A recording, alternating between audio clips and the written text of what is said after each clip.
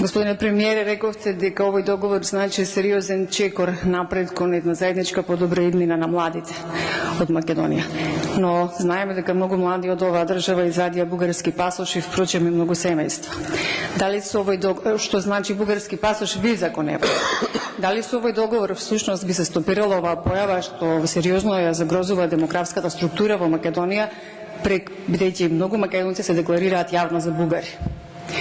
Јас би сакал денеска да објавам дека тука застанува миграцијата на младите од Македонија кон било каде во светот.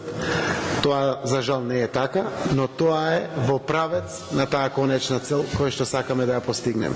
Овој договор, меѓу другото, ќе помогне во многу за конечно таа миграција да биде стопирана. Зошто? Договорот не приближува кон Европската унија и НАТО. Договорот отвара, како што напоменав, цел сноп, едно купче на перспективи за Република Македонија, кои што се однесуваат на сите наши граѓани, а секако најповеќе на младите генерации. Зголемената трговска соработка со Бугарија сигурно ќе значи работни места плюс овде. Бизнис повеќе за младите, размена на културни вредности помеѓу младите, транзитирање и туризам посебно помеѓу младите. Сето тоа го создава амбиентот повеќе кај младите во функција на нивната одлука да останат дома и да не ја напуштат својата земја.